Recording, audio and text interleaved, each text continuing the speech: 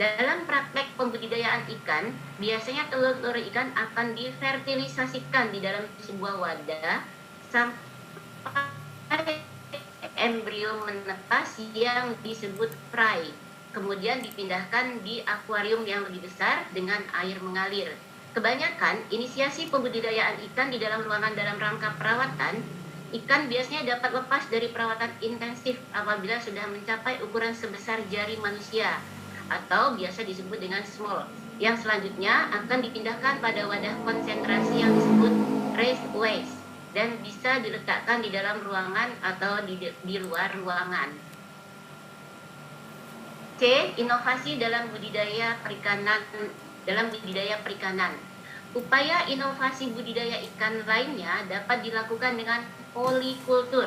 Dari katanya poli berarti nanti terdiri dari beberapa.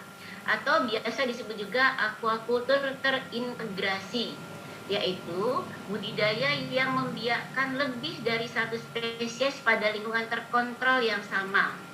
Pembiakan spesies yang memiliki kebutuhan nutrisi yang sama dalam satu habitat adalah salah satu cara yang dapat mengoptimalkan sumber air. Polikultur secara praktis dapat juga menggunakan spesies yang sangat berbeda, seperti dengan membiarkan ikan dengan kerang bersama-sama atau ikan dengan tumbuhan laut tertentu. Sebagai contoh, membudidayakan ikan gurame bersama dengan selada air merupakan salah satu pendekatan polikultur yang efektif. Akar dari selada air menyerap nutrisi dan produk sisa ikan seperti nitrogen dari air yang dimanfaatkan sebagai pupuk alami untuk mendukung pertumbuhan selada air. Pendekatan budidaya melalui polikultur juga bisa dilakukan dengan sistem hidroponik, yaitu suatu sistem yang menggunakan sedikit air yang terus mengalir untuk menumbuhkan tanaman sayur seperti tomat dan brokoli atau herbs, kemangi dan lokio yang dikultur di rak-rak air. Sisa dari tangki ikan dapat dialirkan. Jadi terdapat kombinasi antara tumbuhan dan hewan. Meningkatkan kualitas strain untuk aquaculture. Salah satu strategi yang digunakan untuk meningkatkan kualitas budidaya ikan adalah dengan meningkatkan kualitas strain. Peningkatan kualitas strain ikan dapat dilakukan pada tingkat molekuler materi genetik ikan. Saat ini, upaya yang dilakukan para ilmuwan adalah dengan mempelajari mekanisme ekspresi gen, terutama dalam reproduksi ikan, pertumbuhan dan perkembangan.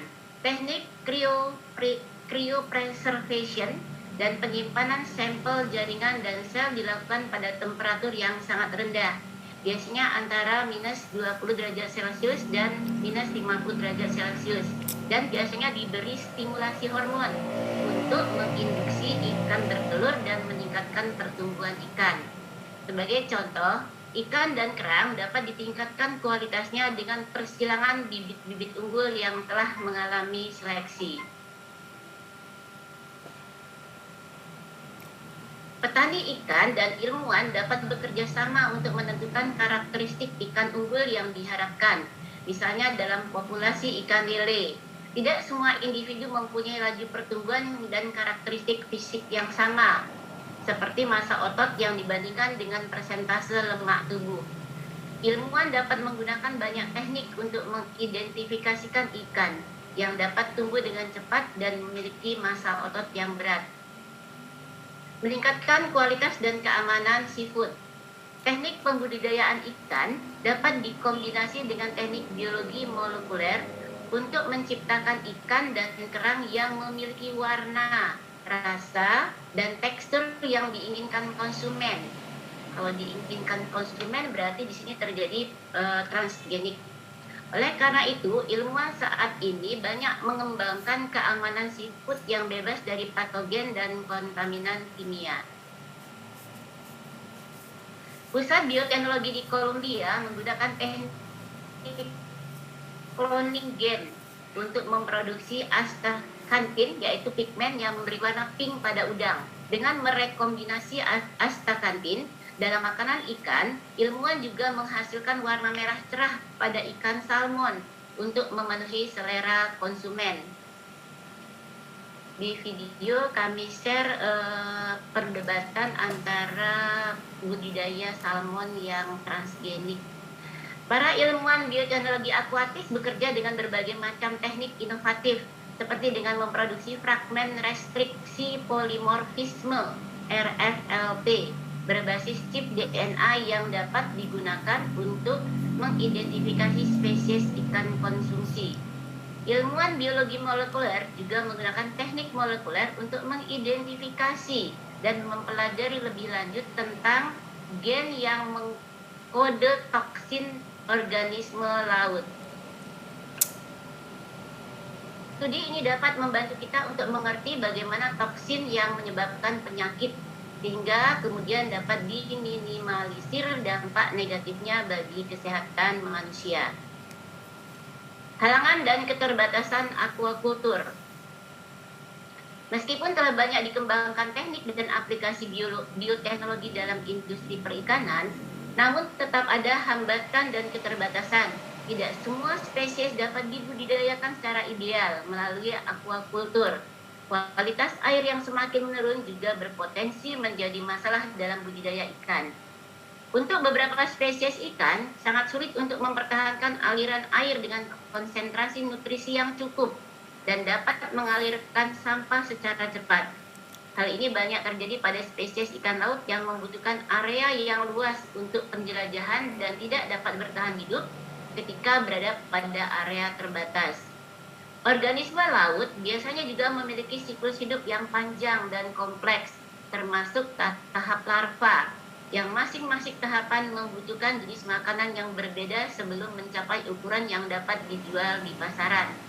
Selama siklus hidupnya, banyak sekali ikan yang masih seukuran jari tidak dapat bertahan hidup karena perubahan lingkungan yang tidak menentu.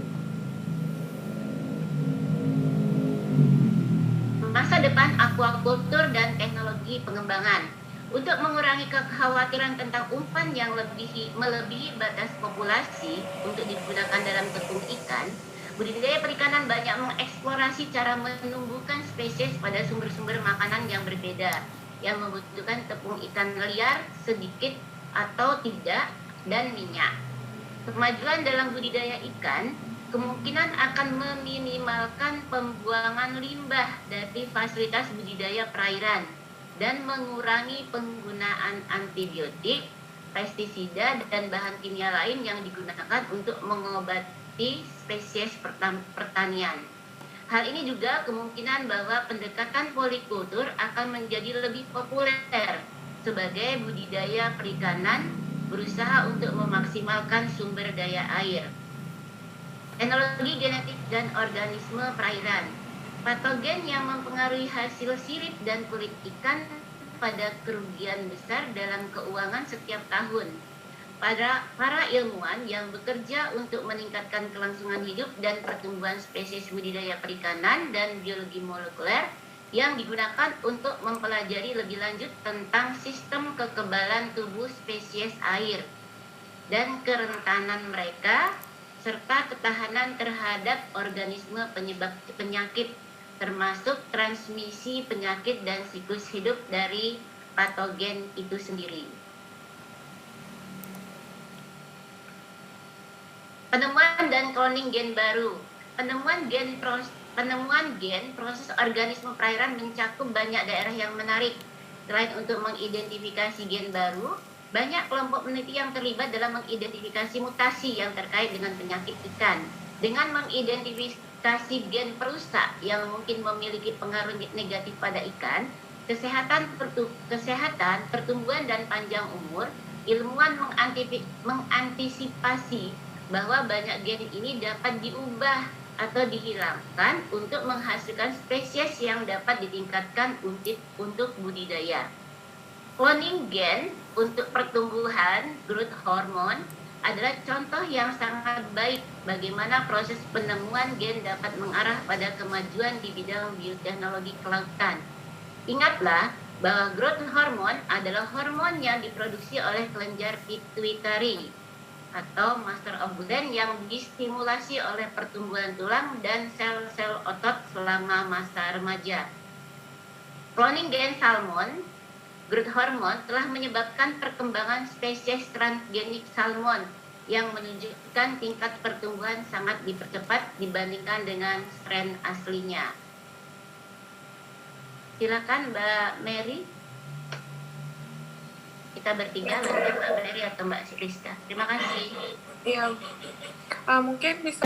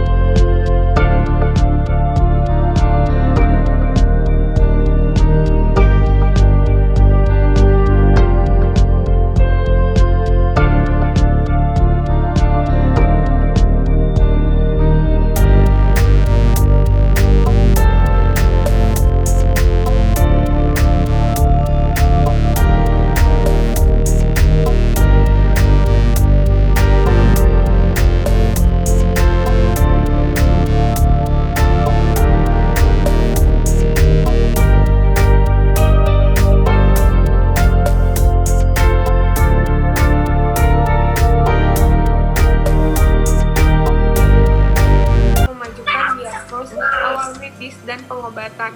Misalnya, gen GFP telah digunakan untuk menentukan pembentukan tumor pada tikus, untuk mengikuti perkembangan infeksi bakteri dalam usus, untuk memantau kematian bakteri setelah perawatan antibiotik, dan mempelajari keberadaan kontaminasi makanan oleh mikroorganisme dalam saluran pencernaan manusia. Kemudian ini ada gambar mengenai konstruksi reporter gen GFP yang dapat dibuat dalam plasmid dengan ligating gen GFP ke gen yang diinginkan. Dalam contoh ini, gen manusia pengkode protein yang dihasilkan oleh neuron melekat pada gen GFP dan plasmid diperkenalkan ke dalam sel di kultur. Selanjutnya yang B, sebuah gen reporter GFP digunakan untuk mendeteksi protein dalam neuron manusia yang mungkin bertanggung jawab atas kondisi neurodegeneratif disebut penyakit Huntington. Selanjutnya, cloning patogen genom perairan. Ahli biologi kelautan tertarik pada cloning genom dari berbagai patogen laut yang mempengaruhi spesies liar dan ternak sebagai cara untuk belajar tentang gen organisme ini digunakan untuk mereproduksi dan menyebabkan penyakit. Nah, pada tahun 2001, para ilmuwan Chili menguraikan genom dari bakteri Escherichia salmonis menginfeksi salmon dan menyebabkan penyakit yang disebut sindrom rickettsial yang mempengaruhi hati salmon terinfeksi menyebabkan kematian. Kemudian memerangi sindrom ini adalah masalah di seluruh dunia bagi petani salmon. Kemudian saat itu tidak ada pengobatan yang efektif. Nah, dalam industri salmon Chili saja sindrom ini menyebabkan kerugian keuangan kita sekitar 100 US dollar juta per tahun berbekal informasi tentang genom patogen. Para ilmuwan berusaha untuk meningkatkan sistem kekebalan tubuh spesies budidaya untuk meningkatkan ketahanan terhadap patogen. Sebagai contoh, dimungkinkan untuk menyuntikkan gen atau protein dari Escherichia salmonis ke salmon sebagai vaksin untuk merangsang sistem kekebalan tubuh mereka untuk mempertahankan terhadap infeksi oleh bakteri. Selanjutnya, genom dan organisme perairan. Tidak mengherankan pendekatan genomik yang digunakan untuk menganalisis genom dari sejumlah spesies air. Sebuah tim ilmuwan internasional telah menyelesaikan sequencing genom landak laut. Bulu babi adalah binatang yang berkulit lunak, kelompok hewan laut yang mencangkup bintang laut, dan tripang. Landak yang diyakini berasal dari 540 juta tahun yang lalu. Genom hewan ini telah menarik bagi ahli biologi molekuler karena landak berbagi nenek moyang yang sama dengan manusia.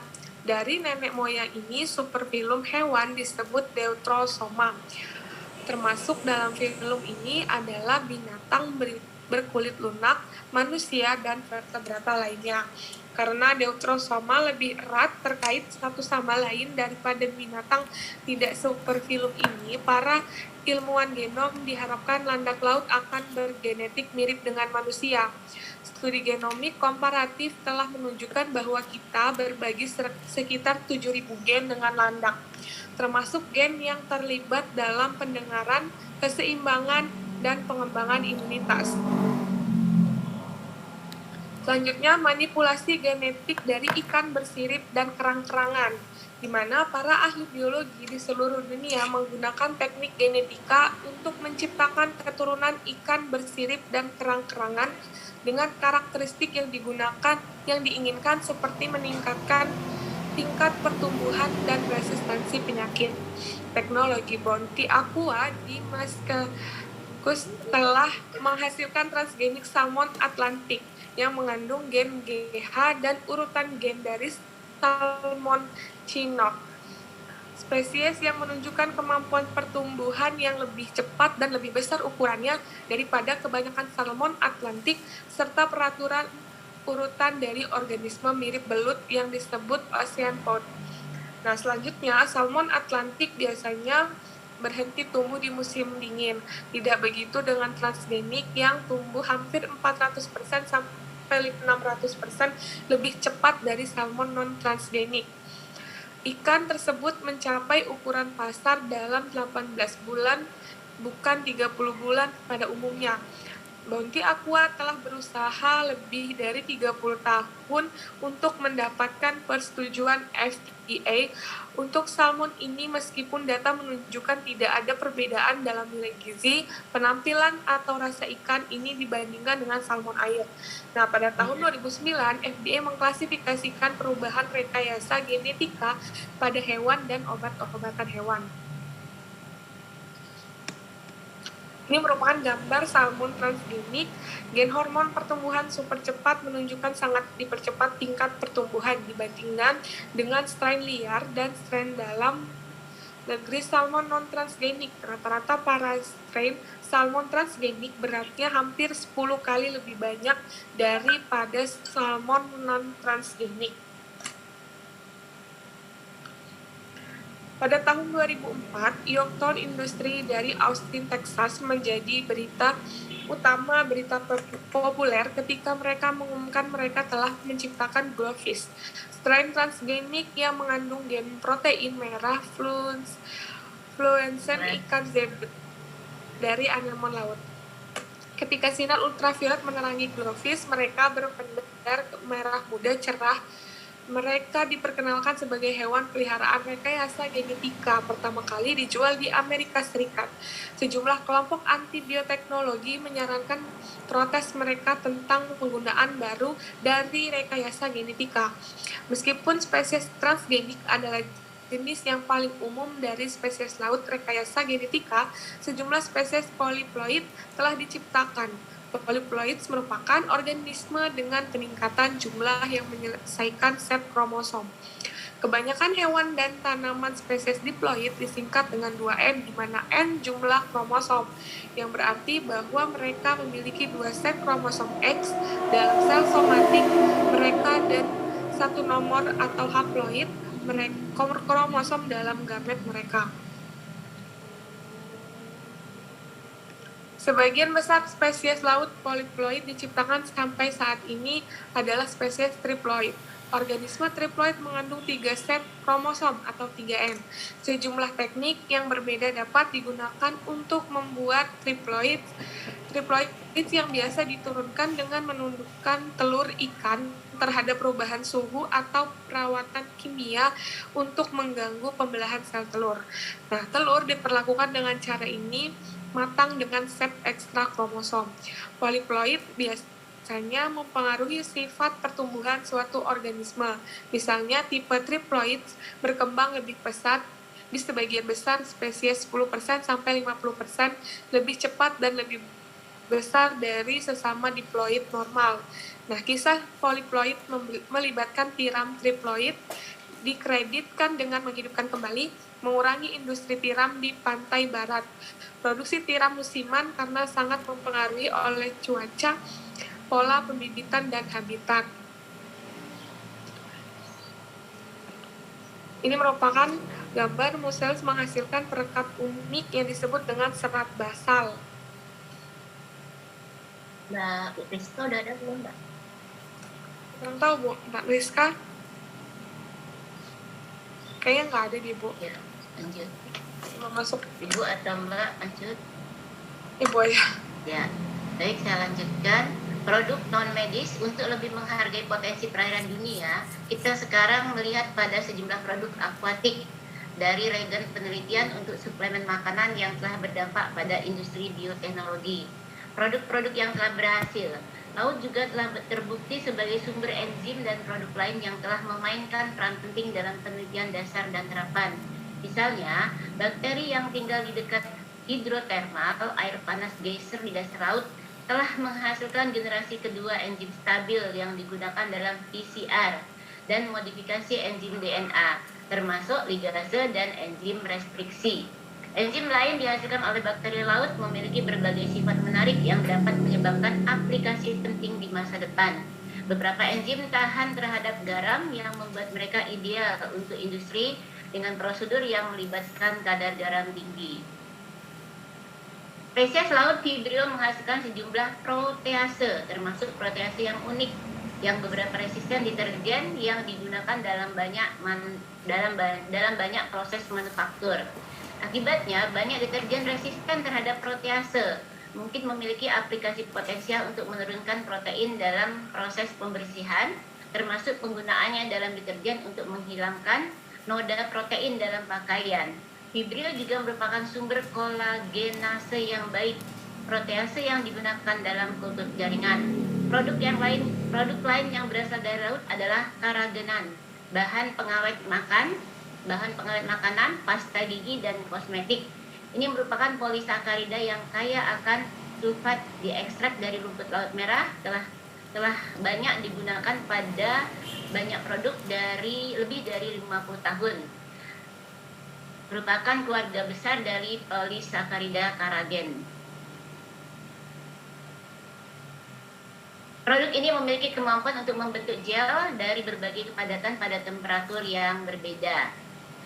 Ganggang merah juga berguna untuk digunakan dalam rokok, produk rumput laut tipis yang digunakan untuk membungkus sushi. Perbaikan dalam pertanian rumput laut memungkinkan untuk peningkatan polimer alga lainnya, termasuk agar-agar dan asam algina yang merupakan bahan penelitian penting yang digunakan untuk membuat medium bakteri dan gel agrosa untuk elektroforesis DNA. Biomasa dan bioprocessing, salah satu wilayah yang baru muncul dari bioteknologi kelautan melibatkan eksplorasi biomasa laut. Kelompok ganggang di perairan merupakan biomasa seperti halnya kelompok ikan. Kita telah mengetahui bahwa tanaman adalah yang memproduksi oksigen melalui proses fotosintesis. Tumbuhan laut termasuk lembu laut dan plankton mengubah energi matahari menjadi energi kimia. Para ilmuwan kelautan juga mengeksplorasi bahan organisme laut dapat digunakan untuk mensintesis beberapa polimer dan biomaterial lain yang dapat digunakan untuk proses industri. Misalnya protein dari cangkang kerang yang dipertimbangkan sebagai aditif dalam deterjen, pelarut racun, dan biodegradasi alternatif. Aplikasi lingkungan bioteknologi akuatik, anti-fouling agen. Biofilming juga disebut dengan biofouling, mengacu pada pelapisan organisme di permukaan. Permukaan ini meliputi lambung kapal, lapisan dalam pipa, dinding semen, dan tubukan di sekitar dermaga, jembatan, dan bangunan. Biofilming juga terjadi pada permukaan organisme laut, terutama kerang. Secara tradisional, agen anti-fouling menggunakan bahan kimia beracun seperti cat, tembaga, dan merkuri untuk meminimalkan pertumbuhan organisme. Namun hal ini justru akan memberikan pencemaran lingkungan yang lebih. Untuk mengatasi hal tersebut, para peneliti saat ini sedang menyelidiki mekanisme alami yang digunakan banyak organisme untuk mencegah biofouling. Berikut tabel daftar senyawa medis yang diisolasi dari organik akuatik. Ini salah satunya saya bacakan. Coho salmon, dia produk medisnya ada kalsitonin, hormon yang merangsang penyerapan kalsium oleh sel-sel tulang, digunakan untuk mengobati osteoporosis. Yang kedua ada hammerhead shark neovastat, produk medisnya anti-agiogenik senyawa blok pembentukan pembuluh darah digunakan untuk penyakit kanker. Marine conch snail, zat yang dihasilkan adalah zigonotid, racun peptida sintetik yang digunakan sebagai pereda nyeri. Ada makalah lebih lengkap, mungkin bisa dibaca lagi. Berikutnya biosensor. Para ilmuwan sedang bekerja untuk mengeksplor penggunaan organisme air sebagai biosensor untuk mendeteksi polutan dengan konsentrasi rendah dan senyawa beracun pada saluran air. Peran bakteri bercahaya bioluminescence dapat digunakan sebagai biosensor. Bukan hanya beberapa organisme laut yang berguna untuk mendeteksi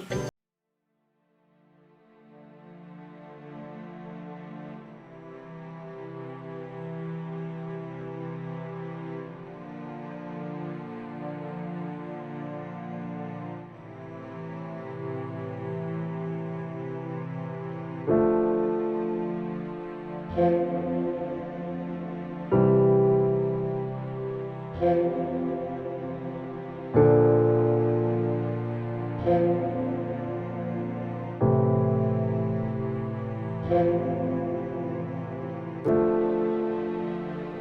you.